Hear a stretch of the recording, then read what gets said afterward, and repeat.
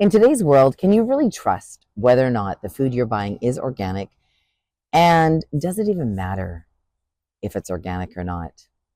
In this conversation with Dag Falck, we take a look at trusting organic food, how it's grown, and where it's coming from. And we take a look at how we can connect with farmers as consumers, maybe some of the questions that we can ask, and what the journey around organics is in today's world. Dag Falck has been part of the regenerative organic movement for decades. I'm Natalie Forsbauer, founder and publisher of Heart and Soil magazine.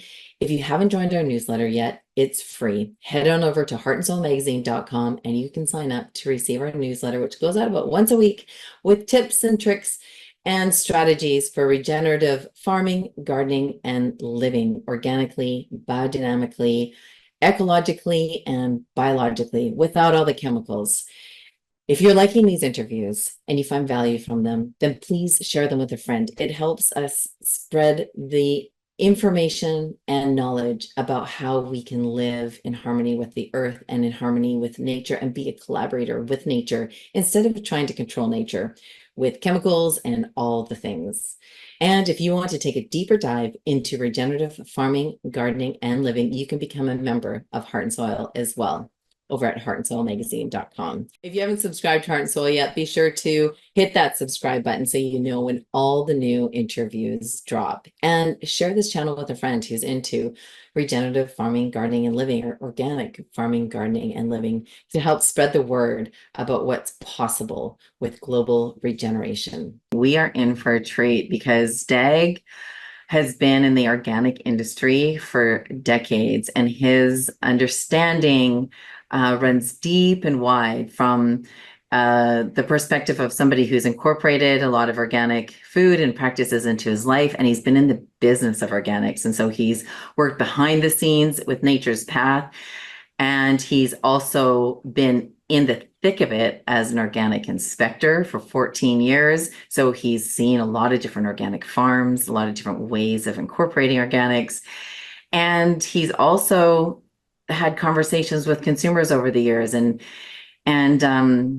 you know, they say that retirement really isn't retirement. And Dag is a good example of retiring and then continuing with something that he's deeply impassioned about, which is organic food and connecting customers and people who like to eat with organic food. And in that, he has founded a brand new organization called Responsible Organic Customer Association with a few other stakeholders. And their mission is to really connect customers and people who like to eat nutritious and delicious food with organics, to help them have a better understanding of what organic is and isn't, and to help give us language to use around organics. So like, why does it really matter? And does it matter? And is it even better? And if it is better, how is it better? And to build agency and heart around our conversations and around our ability to share the story of why it's important to us and how to bring it into conversations with our friends and our families and even people that we meet on the street. So welcome to the conversation, Dag. We are delighted and honored to have you in the room with us today. Thank you. And thank you so much for inviting me. I feel honored to be here. And you have your own long history with organic and growing food and a lot of insights. And I know I've been following you and your activities as well. So yeah, very happy to be here. Thank you. Thank you, Dag. So I'm so curious, Dag, because much of your life has been dedicated and integrated with organics, and you've just recently retired, and your hands are still in it and your feet are still in the soil with it. And so I'm curious, what is it about organics that has you so committed and so passionate about it? Yeah. Well, it started really early for me. I went to agriculture school when I grew up in Norway. I was born in Canada, but my parents, who immigrated to Canada from Norway, they returned back to Norway when I was 7. Mm. So I grew up in Norway, and I decided to, kind of go to agriculture school, and because it seemed to me that was a benevolent kind of thing to do. And I didn't grow up on a farm or anything like that, but I was always interested in soil and farming. I always had a little farm that I played with as a child, and so countryside and land has always been a passion for me. And in agriculture school back in the day, there was very little focus or no focus at all from the school's point of view, from the educational aspect. There was no focus on organic or anything like that. In Norway, there was more focus on biodynamic growing at the time. So that was, people were aware of biodynamic, but they weren't aware of organic so much. That wasn't a term that was used very much back then. And so I was, I met with people, fellow students and things like that, that were involved with that movement.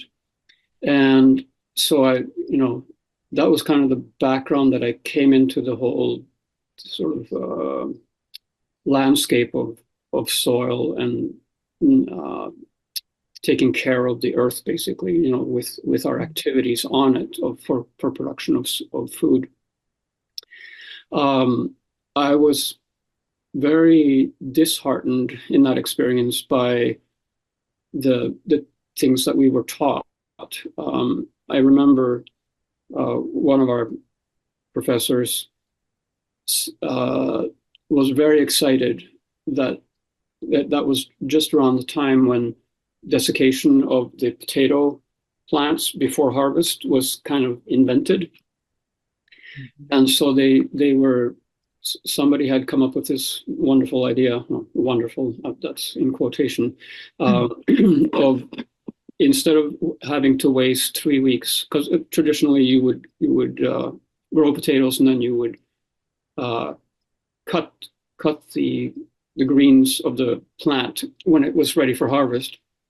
But then you had to wait for up to 3 weeks for that to just decay, so you could sort of rake it off or remove it before you then brought in equipment that would go under the potato hills and loosen up the potatoes so that you could then come along and pick them.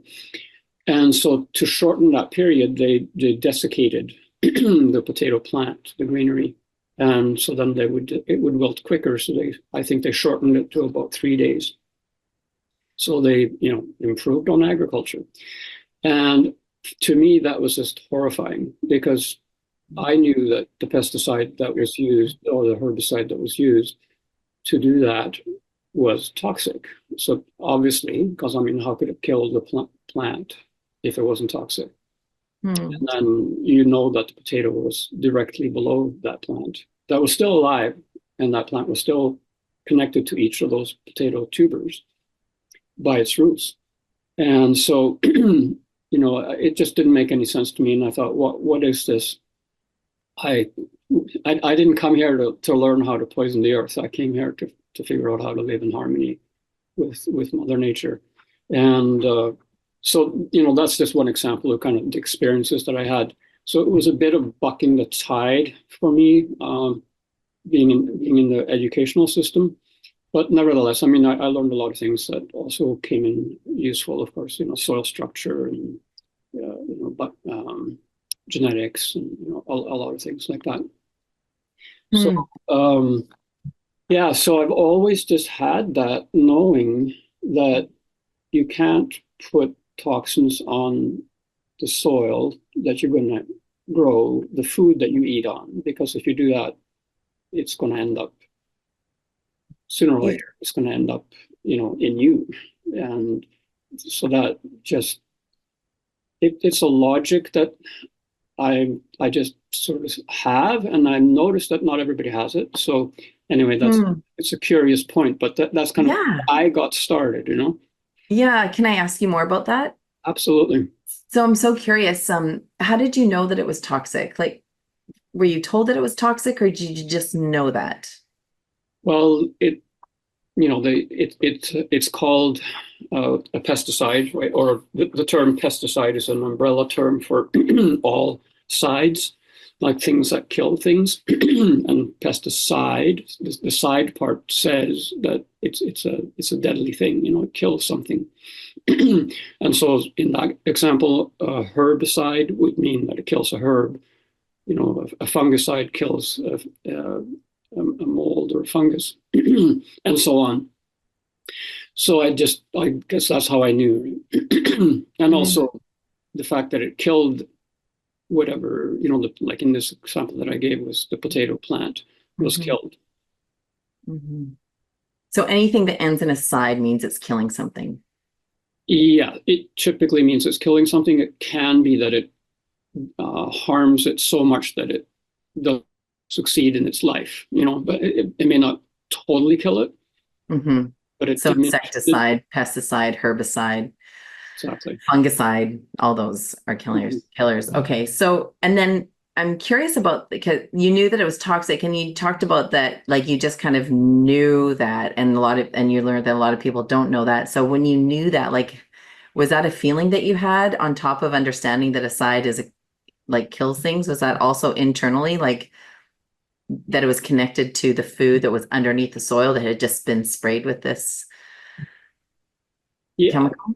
I don't know. Like to me, it just seems common sense, and it surprises me Mhm. that everybody doesn't think the same way. Um, it depresses me somewhat, I guess. And back then, it was distressing to me that I lived in a world where that wasn't sort of just common knowledge. Like it doesn't take an explanation even, because to me it didn't. It's just you can't. I mean, there's I can't remember the sayings now, but there's sayings about don't defecate where you eat kind of thing. You keep your water clean.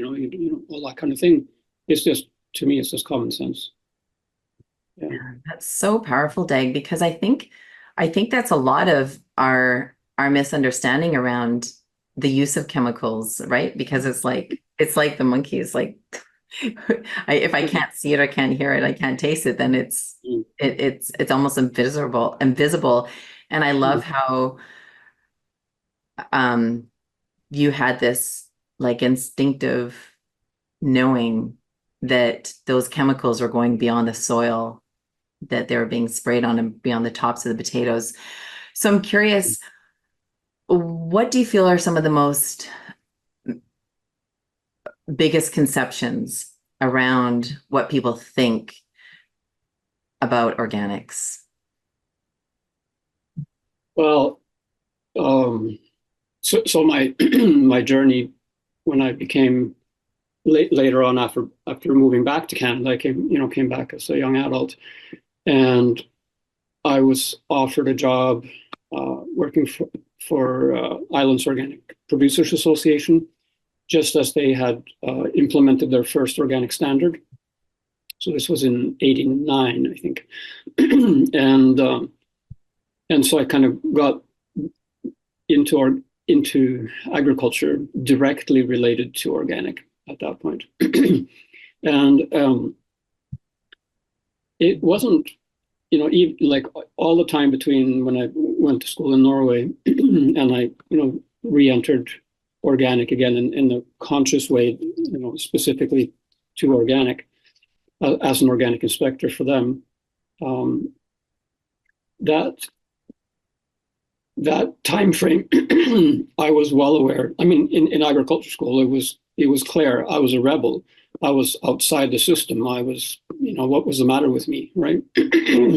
Because like I should be excited about buying bigger and newer tractors or getting equipment and technology on my side. All of those things I was supposed to be excited about that, and meanwhile I was critical of what they were teaching us.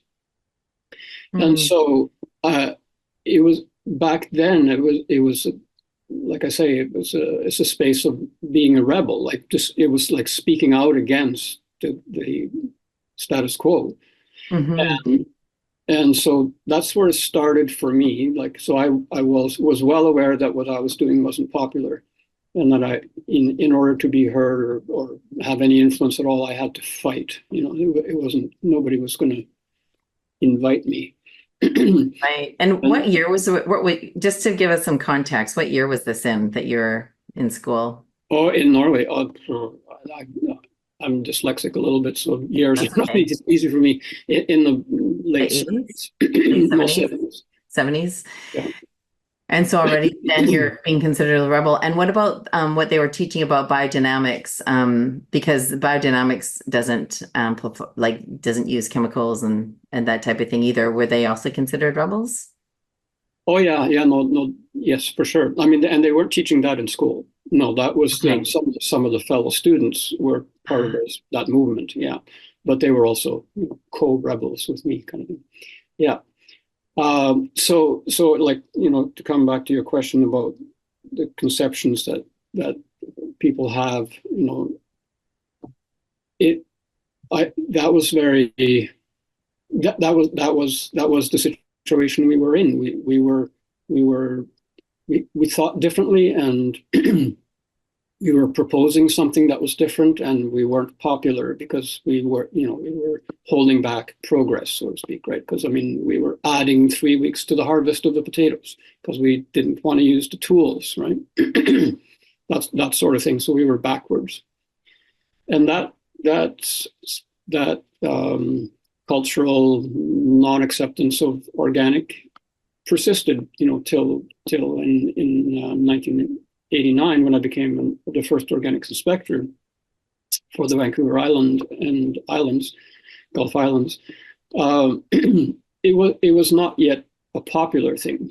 Back then you could find some organic in the store sometimes. Some stores were starting to become open to it, and they had a little tiny section on the side. And I remember seeing quite often, there would be maybe carrots, and there would be typically lemons or limes. And after you'd come back after a few weeks, because I was of course watching that very carefully because I wanted to see, what happened. And they became shriveled up and dried and pushed further and further into the corner, kind of thing. So that was the state of it. And I remember back then going to a party or something like that, you're standing around and you're having a chat with maybe people that you haven't met before, and they say, "Oh, hi, my name is, and what do you do for a living?" And I would say, "I'm an organic inspector." And the response was very cool. It was very like I got the sense of, well, some people even said, "Why don't you get a real job?" So I kind of got the feeling that, I wasn't contributing, and I should really just pull up my socks and get serious here, don't just drift around, kid, And so that, again, was still very much, it wasn't something that we were respected for. It wasn't something that people looked up to you for being involved with. It was something that, you were willing to throw your life away and do these things, but also at that time period, obviously there was an awakening because organic standards were being adopted. There was up to around 40 organic certification agencies in Canada that all independently adopted an organic standard, because there was no government involvement at all at that time. And so they, some of them developed their own standards, but most of them borrowed from whoever the first standards that came out, and they borrowed from US, and they borrowed from the EU standards, and or standards from the EU that were also made from community groups and IFOAM. Maybe I don't know if it was IFOAM. Can't remember if it was involved in the first standard that we used, but IOPA adopted a standard like that. And typically what they would do is they would basically take the framework of a standard from somebody else that they liked, and then they would go through it page by page and line by line and make tweaks to it to suit their own situation. And a tweak that they made, that IOPA made and stood behind for quite strongly for the next few years, that was different than a lot of the other standards, was treated fence posts. IOPA banned treated fence posts, and many other agencies didn't do that across the country. And so that became a hot topic type of thing. Should we allow treated, chemically treated? And back then, the chemical used was copper, chromium, arsenic. Mm-hmm. So a very toxic cocktail that prevents things from, decaying, the wooden posts that they use for fence posts. And so we had lots and lots of debates about, we have to have fences, but can we put toxins in the fields, and does the toxin stay in the post or does it leach into the ground? And we found all kinds of studies that showed that it did leach indeed, and that it didn't stop leaching after 40 years. And if you touched, if a child or anyone touched a post, or they used the same copper, chromium, arsenic treated lumber for making playgrounds, in that era. And if a child touched one of those pieces of lumber that were treated that way with their finger, and they licked their finger, that copper, chromium, arsenic would transfer from the wood to your finger and to you if you did that. So there was lots of evidence that there was potential harm. And but anyway, so the kind of the stream of our conversation here, trying to keep on track.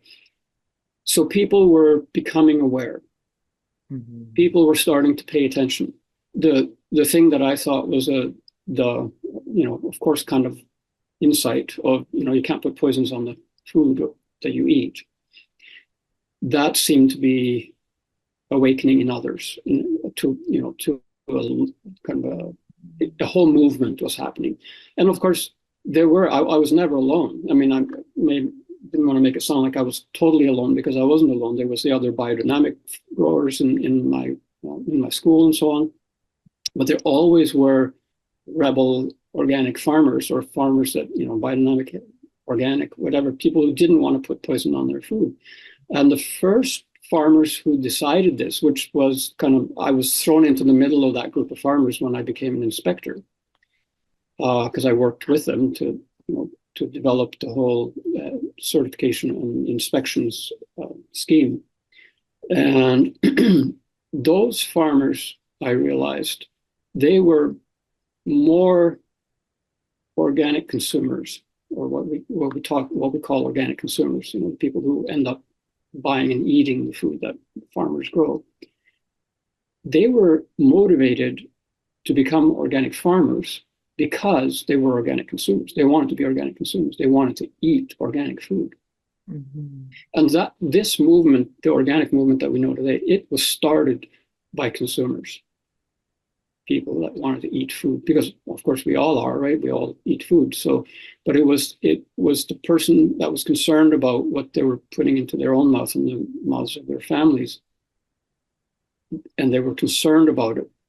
That is what made them create a movement of growers to provide that to themselves first, right? And then, of course, what happened as organic became popular, because that happened in the period that I was an organic inspector for 14 years. And I branched out and inspected for other agencies as well, and started inspecting for processing facilities as well in that 14 years. And by the end of it, that popularization or acceptance of this kind of notion that this makes sense, guys, like, come on, this makes sense.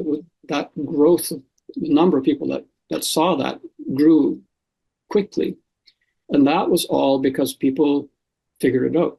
They figured out that it doesn't make sense to put poisons on your food, right?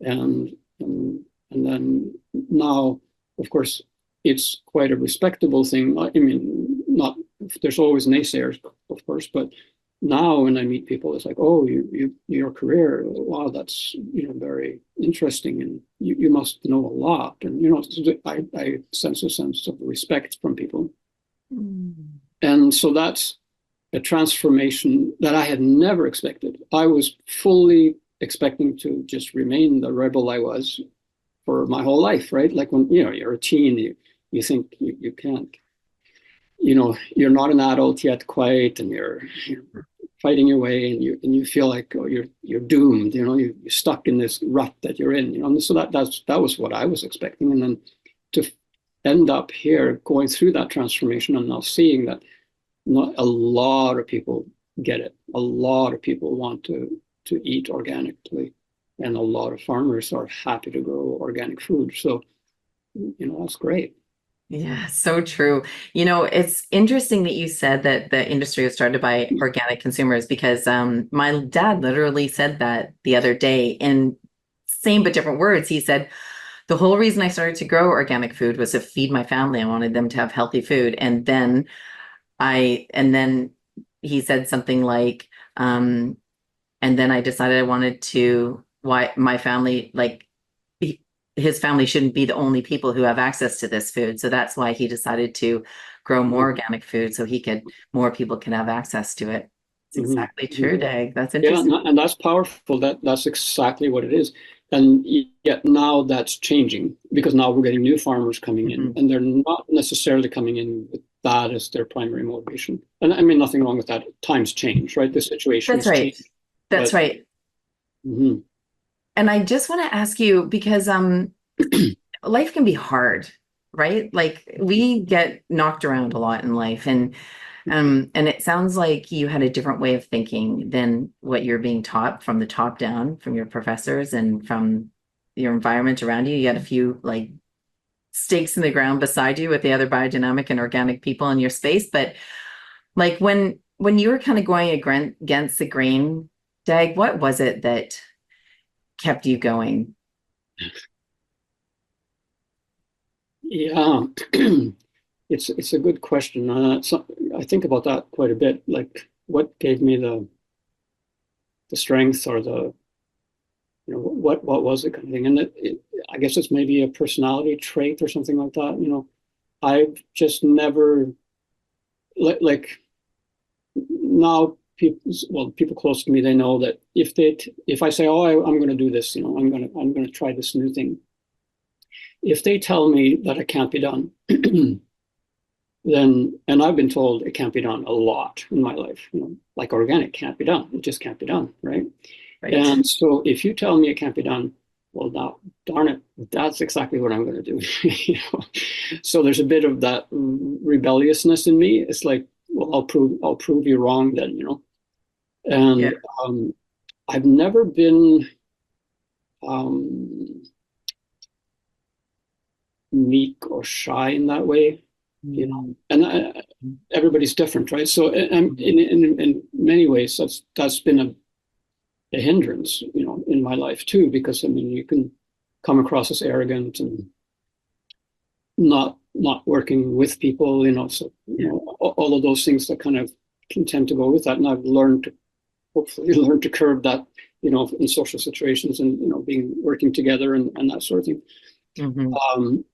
But yeah, it's just, I don't know, it feels a little bit like it's why I'm here, you know, like a life mission kind of thing. It's like, I'm not here to be pushed aside and for people to steamroll over with things that are unkind, basically. But I mean, in your introduction, Leslie talked a lot about community and the journey we're on, and heart, you know, heart and soil, kind of, you know, you're making that connection, right? Like, you're really focusing a lot on the relationships, I think, between communities or in communities. And that is what organic is. Like if you just take it, scrape it away right down to the care of the soil, like what we do when we grow organically. It's about caring for organisms that are much smaller than we are, that we can't even see with a naked eye, microorganisms, you know, that the communities of microorganisms in the soil, we're helping them thrive. And that's an act of love, if you will, right? So that caring and protecting And that, again, is also what organic is about. It's about caring for and protecting. And we so often, I know we're probably going to touch on this anyway, but I'll jump right in there. The is and the isn't, organic, what it is, and organic, what it isn't. What it isn't is toxic pesticides. What it is caring for the living communities of organisms in the soil. And, goes all the way from bacteria to fungi and, the interaction between the roots and that. And if those communities are healthy and thriving, the plants that grow will be healthy and produce good amounts of food for us to eat. And so that's what we're protecting. And like my first experience with the toxins, not putting it on the food, and my knowledge that was not right, that's because I got that. I feel like I came here to protect that, not to ruin it, not to stomp over and just run roughshod over nature. Because I believe nature is supreme in its knowledge of, or as an example of how things can thrive. And it's symbiotic, right? It's working together. It's all of that working together. Like if you wreck that, you wreck the whole, and the whole is that community working together and living together. That is the secret of organic. And so that's what we're mimicking, right? And so the protection of that is just like, I'll stand up for it anytime, anywhere. I love that. Dag, we were talking yesterday just about the different things that we would want to bring up today, and one of the things you notice as an organic inspector is the number of conventional farmers, the farmers who are using chemicals and making that transition over to organics. And you heard some really incredible stories, and I just wanted you to share there was one story that really stood out to you about the impetus of the switch from conventional to organic for one farmer. And I was just wondering if you could tell us about that. Sure, yeah. No, it was a story that really touched me when I heard it as well. So I was on the prairies, and I was inspecting a farm, and prairie farms are large acres, so you end up usually going in a truck or something to visit fields because they're far away and large, expansive. And typically the farm inspections happen, the interaction with the farmer often happens on that ride, maybe stopping and pulling over and walking through a field and having a look.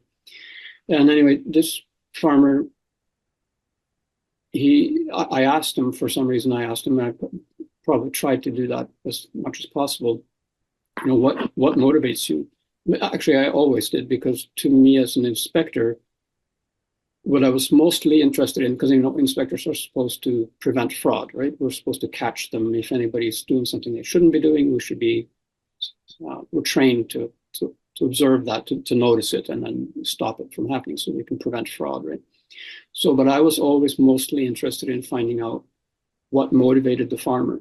Because if I knew what motivated the farmer to become to go organic, then I could either be more worried or less worried about fraud happening. Because if they were motivated by sort of genuine motivation, then if I believed that, if I was convinced that was not just a story but actually true, then I could relax and probably didn't need to worry too much. It would probably be in the realm of mistakes made rather than intentional fraud that I needed to be on the lookout for. But anyway, so I asked farmers that, and this farmer told me that one day he was out farming and he was spraying his field, and in the large field operations like that, they have large tractors with large booms. So there's a sprayer tank on the back of the tractor, and then or on a trailer behind the tractor with big booms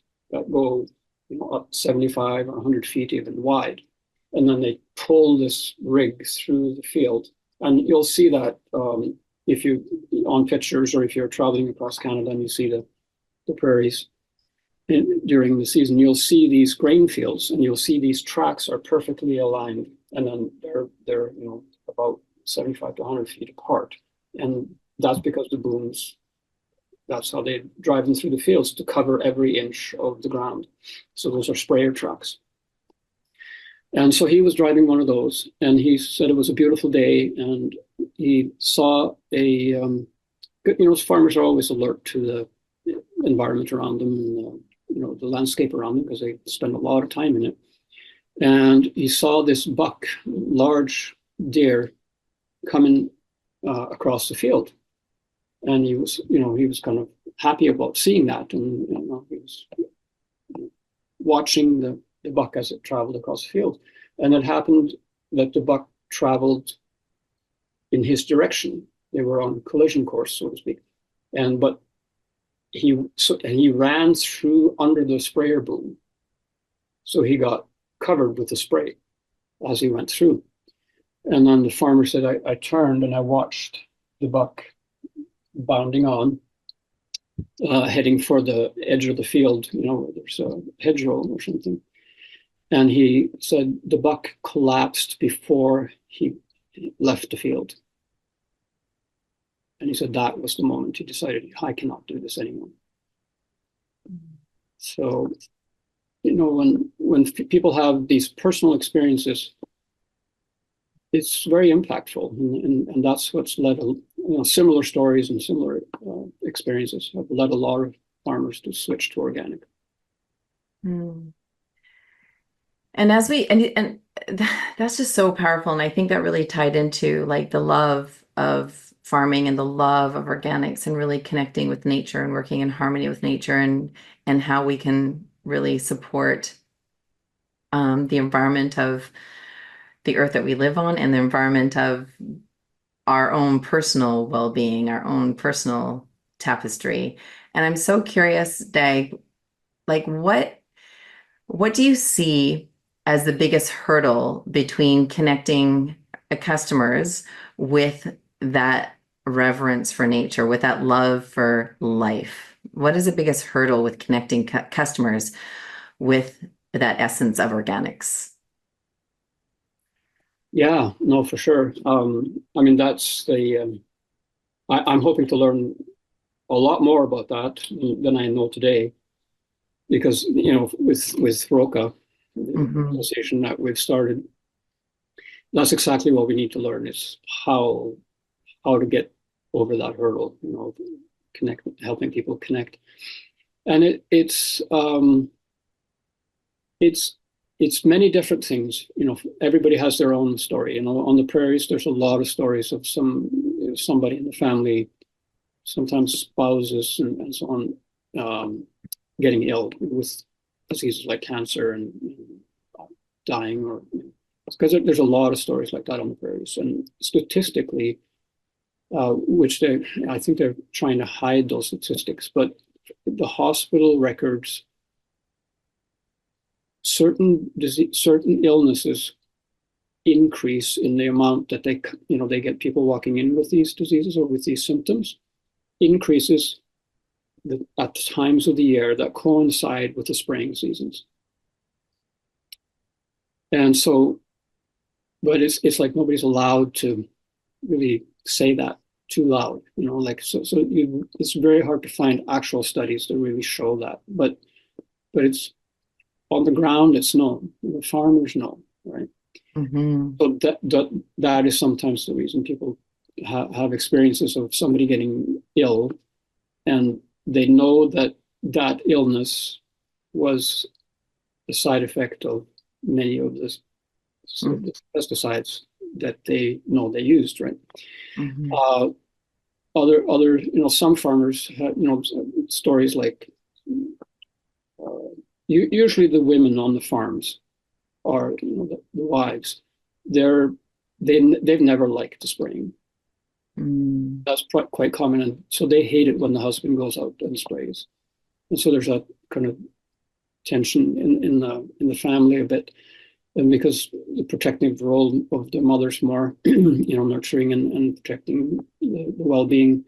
And one farmer, he that I heard of. He passed away from an illness, and what I was told after was that he used to stir the pesticide tank, so this big tank on the back of your tractor.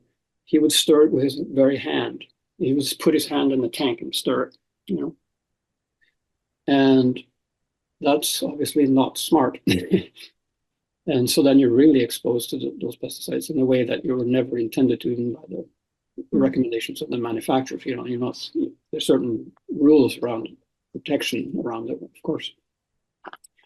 But those kinds of things happen. And then there's things like growers of certain crops, and if they're conventional growers, they're not organic. It is quite common in several different commodities that the farmer won't put the product that they grow on their own table for their own family to eat.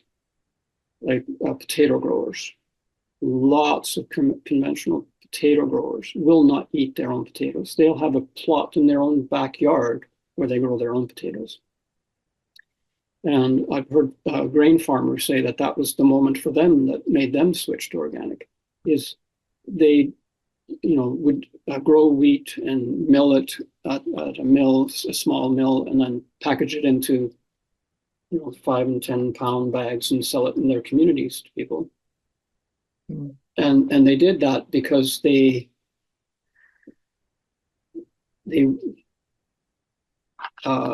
wanted to share the goodness of what they were growing. But then they realized after a while is they were uncomfortable eating their own. Mm-hmm. And so then they woke up sort of one day feeling very uncomfortable. I'm going to the health food store and buying wheat flour for myself and my family, but I'm selling this to others. Mm. What's going on here? I can't carry on like this. And so they went organic. Yeah, that's so true, Dag. And can I share just 2 really quick stories to echo that? One is when I had our youngest daughter, Lacey, she was born with a little tiny clubfoot. Like, it wasn't super, but it was enough to notice. And my training was in polarity therapy, so I knew how to work with it to straighten it out. So I wasn't too concerned about it. But at the time, her cousin was born with a major clubfoot, and there was at least, I don't know, there was too many kids. We're in small Saskatchewan town. Like, there's 100 people in our town, and within half an hour there's another town of 1,000, and then within another half hour there's another town of 1,000. And I knew at least more than 5 probably kids who've been born with clubfoot, and I just thought that was so interesting and curious. And knowing what I know about chemicals, I was like, it's got to be connected. Mm-hmm. But of course, so I did a bunch of research to find out which chemical it would be, which I didn't identify, but I still had the understanding that it was probably connected. Well, fast forward, so that was almost 17 years ago. Fast forward to 4 years ago, I moved back to that same community, and there was an actual flyer that was sent out to us that included, please wash your equipment before coming to town, because the chemicals on there go into the water that we're drinking, which are being associated and connected with clubfoot. And I was like, what? Like, I thought it was so heartbreaking, but it was so powerful that there was actual acknowledgement that there was this connection that is happening. And I think, and the other story is, we had an organic mixed grain farm in Saskatchewan. We packaged it and we sold it into stores across Canada. And there was this other really big farmer, like he's one of the bigger farmers in the area. And he was dealing with some health concerns. And so I of course, started asking him questions. And I was like, well, what about flax? Like, you grow a lot of flax there, you including flax in your diet. And have you tried golden flax? And he's like, yeah, I actually buy your flax. And I was like, you buy our flax? And the closest store that sold our flax was 4 hours from the farm. And I was like, where do you find it? He's like, oh, I get it from this place when I go here, or this place when I go there. And I was like, That's so curious to me. I said, like, what? I said, you have bins full of flax, so why would you buy our flax? And he's like, Natalie, we spray our flax and you guys grow it organically. And I was like, and of course, I knew internally why he was buying it, but I was so curious, his perspective, exactly what you said, Dag. Mhm. So what I'm curious about is because I had asked what are some of the biggest hurdles with connecting customers to the value of organics? And so would part of that be like storytelling or connecting it to their health and well-being? Like what Mhm. if you could summarize some of the hurdles of connecting a consumer's heart and understanding to organics, or maybe some of the solutions, what would Mhm. those be?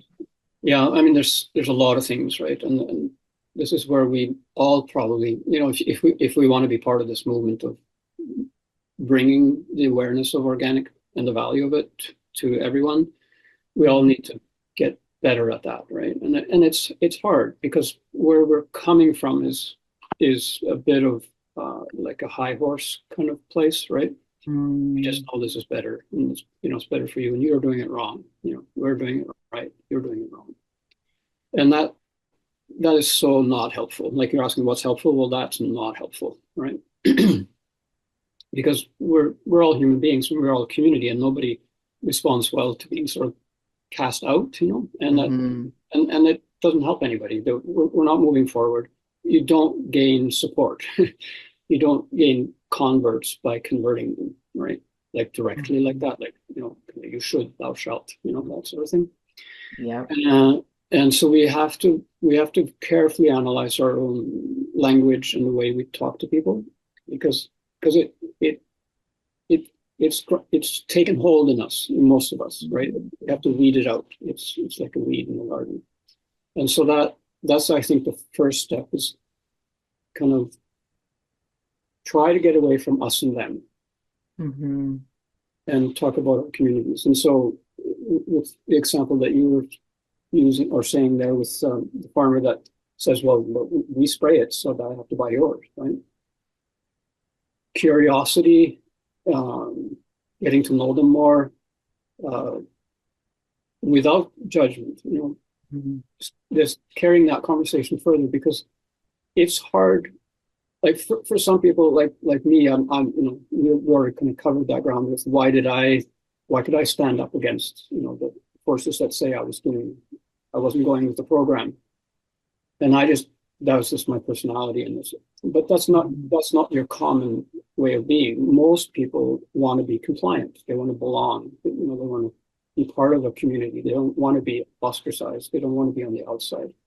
And so a lot of the times that means that we agree with things that we don't agree with.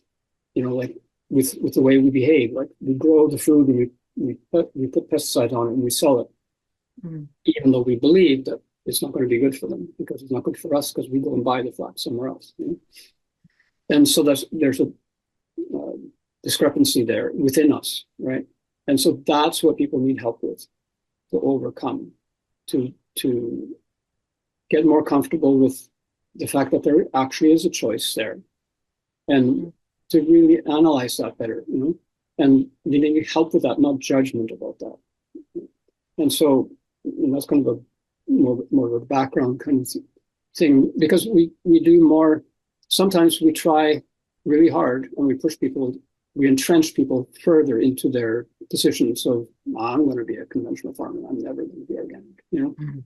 We entrench them further by our staunch, you should do this, because it's better. Mhm. It's the right way. So first of all, stopping that is the important thing, and then after that it's just talking, and not the atmosphere. The culture is becoming much more open to that now. It used to be that you couldn't say anything without it being kind of fighting words if you were talking about organic to a non-organic person, but now it's much more like, oh yeah, especially now after regenerative agriculture has come along, it's not so loaded of a term like organic is. And it's like, almost all farmers, conventional or not, they're fine with regenerative. Yeah, that makes sense. We got to take care of the soil. So So that's a meeting point where we can start talking and move along and talk about the actual things we're doing. Right. So let's talk more about the things and not so much about what's right or wrong. You know? And so, yeah, and then for consumers, because farmers and consumers are, even though farmers are consumers first, they're a different demographic, kind of a different group now. And they're different. I think there's going to be different ways to talk to them, and their process is going to be a little different. And so one of the things I found out when I was working at Nature's Path and went to trade shows and gave out samples of our products and, you know, engaged in conversation with just average people. And I found that when I said, well, you know, the reason we are organic because we don't believe in putting pesticides on the soil that grows the plants that end up in our food. And I noticed when I was telling that some people were just like, oh yeah, no, totally, that makes sense, right? And we were on the same wavelength, you know. And some people, their eyes would drift and the conversation would sort of stop, and I would see that, you know, sometimes blank stares and kind of like discomfort, and they would move on. You know? And so I started to become curious about what is that? You know, why some people get it and harmonize with that, and some people just, that's a problem. It's not, it doesn't harmonize. They're uncomfortable with it. And so what is that all about? And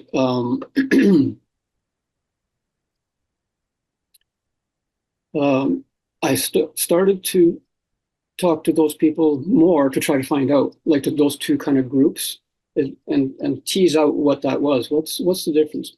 And I found out that the people who were uncomfortable with the conversation when it started to go that way, they also did not have experience with gardening.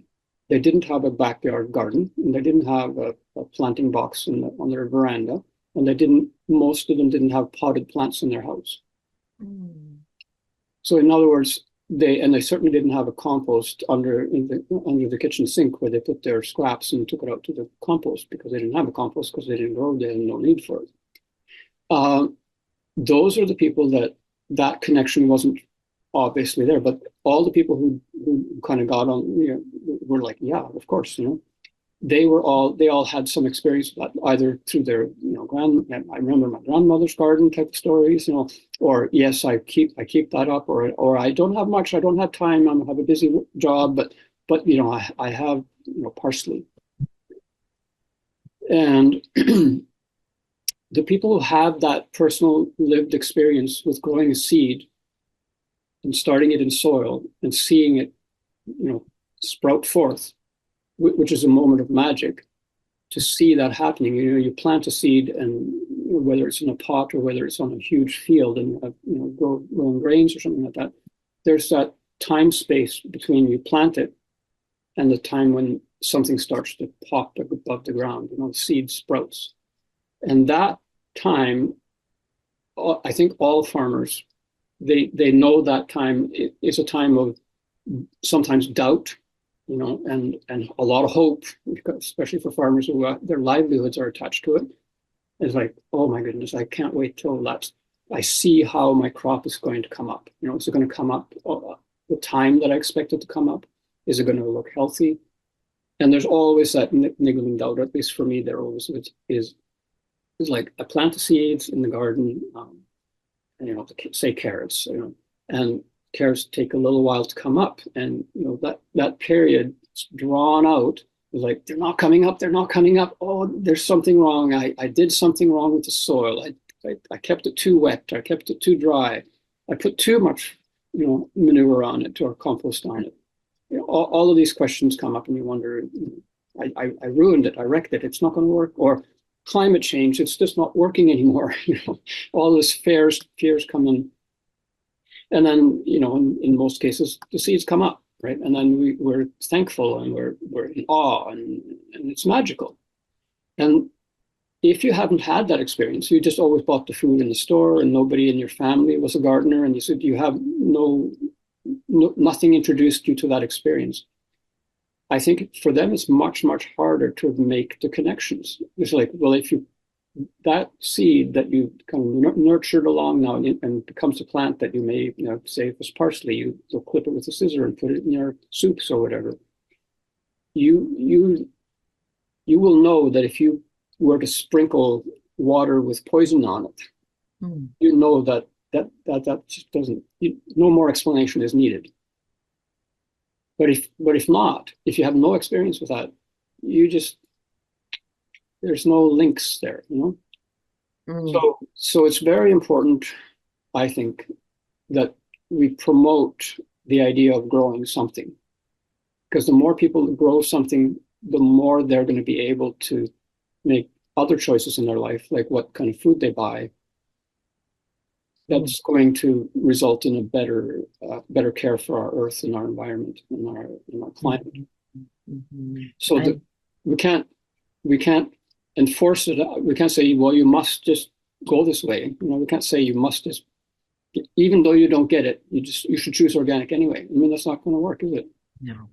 So we have to either help them to have those experiences that give them that kind of framework to accept conversation in, or have some reference points, or there's not much else we can do. So I started when I was working at Nature's Class to give talks to children, usually grade 4 to 6, I think, and I would give a presentation on what a plant needs, what a seed needs to grow, and then we talk about all the elements that we would use. And so I'd bring some soil and some peat moss to sort of mimic soil. It's cleaner than having a bunch of soil in the classroom or whatever.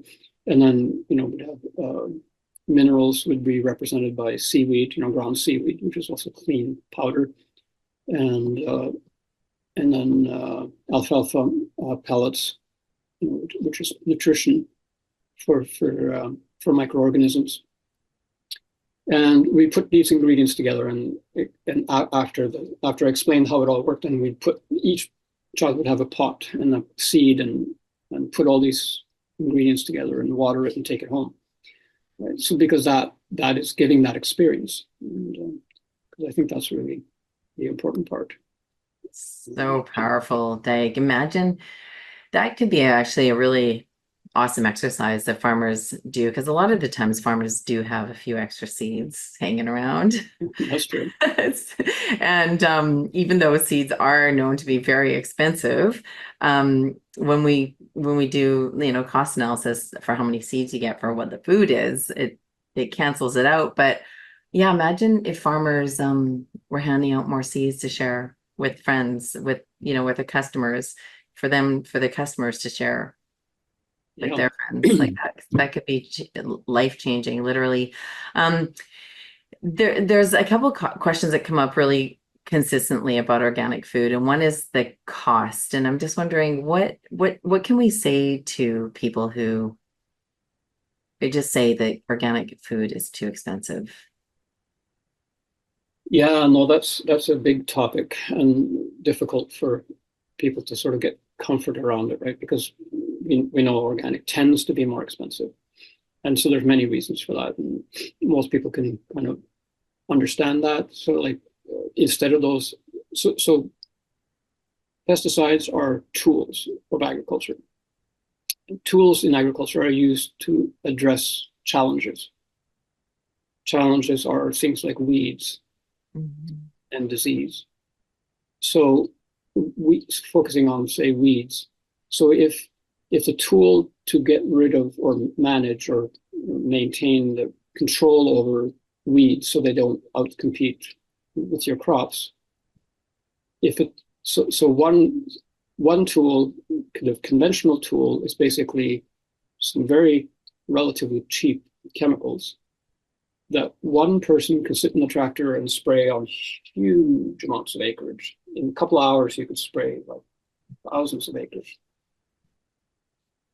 Well, maybe not quite, but in a few hours. And an organic farmer, so they can't use that tool, that cheap tool, And so they have to use another tool. So the other tool tends to be more mechanical, maneuvering, like hoeing. That would be what you would do in the garden. So that would be harrowing or cultivating with equipment, scraping under the weeds' roots to uproot them so they don't take over. And that costs money. Labor costs a lot more than chemicals. So it's more labor. So that's, in a nutshell, kind of that's kind of oversimplified, but that's one of the reasons why organic's more expensive. And so, but why should we be punished? Why should people who eat be punished by having to pay more for doing the right thing? That doesn't make sense, does it? And so it's that's the dilemma, is to explain that. What may help, and I know it helps me and some others, is if we get some of those diseases that we know are a result of being exposed to pesticides for a long time, if we look at the cost of healing from those diseases, if we can heal, we might not heal from them. So we might have to suffer through those things the rest of our life, or we might even perish. What's the cost of that? That, we have to realize it. We can't put a dollar or cents exactly to it, but we can say there's a cost there. And we can, what's the cost to the healthcare system? What's the cost of us having to go to the medical, or to the hospital, or to the clinic, or wherever? What's the cost of us, taking medication? What's the cost to us of losing days at work because we're not feeling well?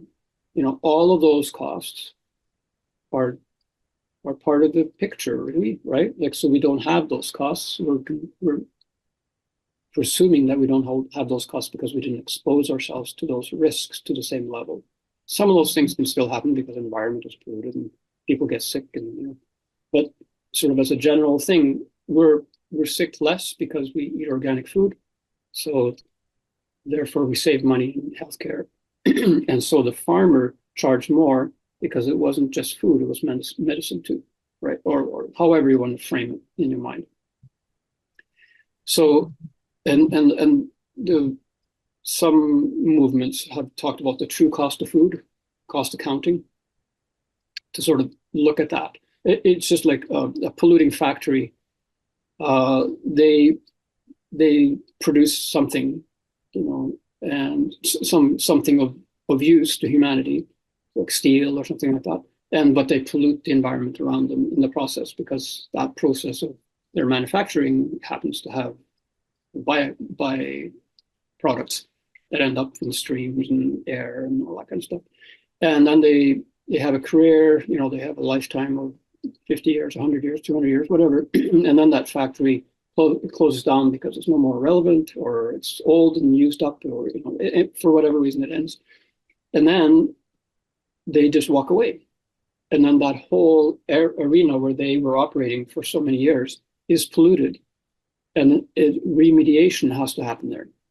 The cost of that remediation should have been added into every one of their gizmos that they sold. Everything that they produced and sold to somebody, it should have been a tax built in there that was going to pay for the remediation, but it wasn't.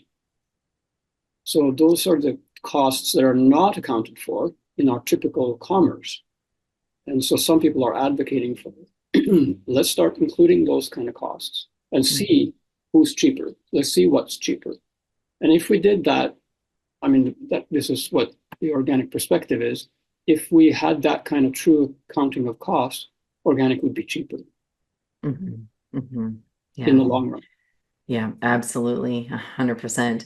And I just want to be mindful of time. I just have a couple more questions. Do you have time for those? Okay.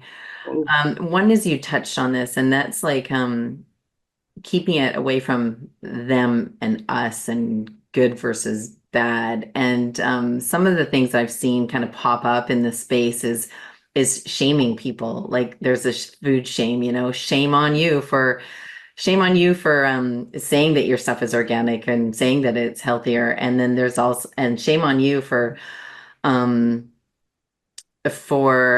shaming others for not eating organic, or for talking about it. And so I'm curious, what are some ways that we can be mindful about talking about the benefits of organic and the benefits of healthy living food without so it's inclusive, so that instead of shaming somebody, that it's more like a possibility. Right. Yeah. Big challenges, right? Because we're so ingrained in our our ways. It's difficult. It's kind of like a life journey to learn how to behave like that, which means it's acceptance, right? And tolerance. And it's the opposite of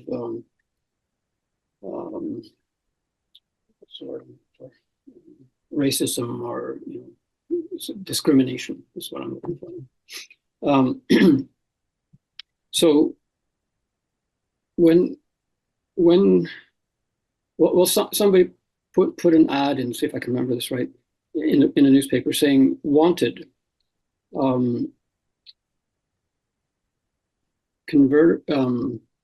converters of themselves, not of others. I probably don't have the wording perfect there, but and anyway, it was just somewhere on those thought provokers that somebody decided to put in the paper. So they were advertising for somebody who wanted to convert themselves, not others. Mm-hmm. And that's this thing we get stuck in. It's so easy to get trapped in that feeling like passion. So obviously organic people are quite passionate, and so and that's good, right? We need to connect with our passion. And the first kind of thought when you were saying what do we do, is like, I wanted to say, share your passion, and it's true. But when we share our passion, we very easily get trapped in the, I'm going to share my passion, and somehow, even without me thinking about it, I made it about you. You got to accept my passion. I'm passionate, so you got to change, right? But we can actually change. We can actually share our passion and say, this is why I changed. Mm-hmm. I was so passionate, I couldn't carry on, and I made a decision to change, and I'm so happy I did. And here are the benefits I reaped. And tell the stories. If we can transform our way of speaking into those kind of ways, I think that'll go the farthest. Because people don't change. Well, first of all, humans don't change easily anyway, right? even if you try to change yourself, you know how hard it is to change. Get rid of the bad habits and all of that stuff. But change happens incrementally, and it happens slowly, if it happens at all, and it happens because of internal awareness changes. Like your awareness changes, and then you change on the outside. It doesn't happen that you don't change because somebody told you to. You weren't convinced because somebody was very passionately telling you how bad it was that what you were doing, so you had to do it a different way. And that's the paradigm shift, or whatever you want to call it, that we have to work on in ourselves, so that we're not out there proselytizing, telling people what they should do, but we're sharing what we did, and we're sharing the benefits that we saw. That could be benefits to us and our families and friends that came on the same path that we went on. Mm-hmm. I don't know if that kind of covers it, but that's the framework I think that we have to really consider. It's really powerful because it takes us back to telling our stories, right? Yeah. Telling our stories and from a place of the difference that it made for us and our friends and our family and our soil, because we all have our different experiences, and sharing stories is one of the most powerful ways to connect. Mm-hmm. I mean, I see a lot of that right now, like another kind of driver that makes us sometimes communicate in a way that I think is counterproductive, is when we get filled with fear. And with climate change, I see a lot of people, often new people, coming into the realization that climate is chaos. It's frightening. You look around and floods and droughts and storms and all of these things, and people get gripped by fear, and they feel like if somebody cuts down another tree, I'm going to lose it, because that's what I have. I decided, I believe that that's what's going to save us, because we have to have trees, or whatever. Everybody picks something different, right? But something that represents the opposite of the fair to them. So they're afraid they're going to lose their families, they're going to lose their ability to live, they're going to lose their water, air. We're afraid. People get frightened. We all do. And sometimes that makes us so intense that we scare everybody else off, and people they don't want us to come near, just keep that person away from me, because they're just going to tell me how scared they are, or tell me what I have to do because how scared they are, Right. So dealing with our own fear in other ways is another kind of exercise that we need to wrap ourselves around, figure that out, because I see it more and more now. This really strong movements popping up where it's very focused on, you have to change because I'm scared. When we stand in the agency of possibility and the power of love and transformation and connection, that's when change happens, and that's when people want to join in.